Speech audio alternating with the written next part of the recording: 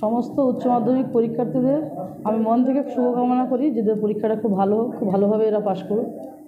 আপনাকে সেই হিসেবে চালকদের উদ্দেশ্যে কী বলবেন? চালকদের সাথে একটা কথাই বলতে চাই যে যেহেতু উচ্চ মাধ্যমিক পরীক্ষা 10টা থেকে, অতএব যে কোনো পরীক্ষার্থীর যদি কোনো সমস্যা হয় বা চেষ্টা করতে হবে যে পরীক্ষার্থীর একটু নির্দিষ্ট টাইমের মধ্যে সেন্টারে পৌঁছে যেতে পারে, সেই ব্যবস্থাটা একটু চালকদের করে দেওয়া উচিত। এমনকি সবাই এটা করেও দিচ্ছে।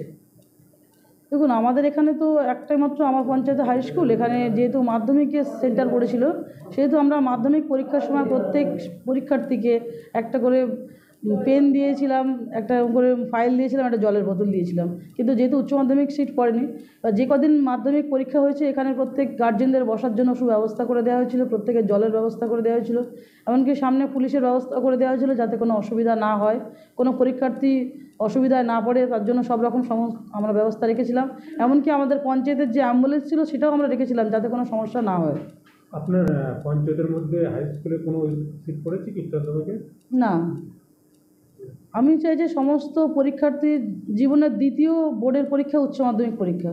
এই পরীক্ষাতে প্রত্যেকেরই একটা স্বপ্ন থাকে ভালো রেজাল্ট করার। প্রথম বোর্ডের পরীক্ষা মাধ্যমিকে অনেকে ঠিকঠাকভাবে বুঝতে পারে না বা কোনো একটা ভীতির কারণ থেকে অনেকের রেজাল্ট অনেক সমস্যা হয়, কিন্তু যেহেতু এটা দ্বিতীয় বোর্ডের পরীক্ষা, চেষ্টা করে ওরা খুব ভালোভাবে করার। তার থেকেও বড় কথা, এই টাইমটা 10টায়, অনেকে খুব টেনশনে থাকে, সকালের পরীক্ষা হলে অনেক বাচ্চারা টেনশন করে। আমি চাইবো সমস্ত বাচ্চারা খুব ভালোভাবে পরীক্ষা দিক, তাদের রেজাল্ট খুব ভালো হোক, কারণ সামনের দিনে ভালোভাবে উচ্চশিক্ষার জন্য এগিয়ে যাক, এটাই আমি কামনা করি।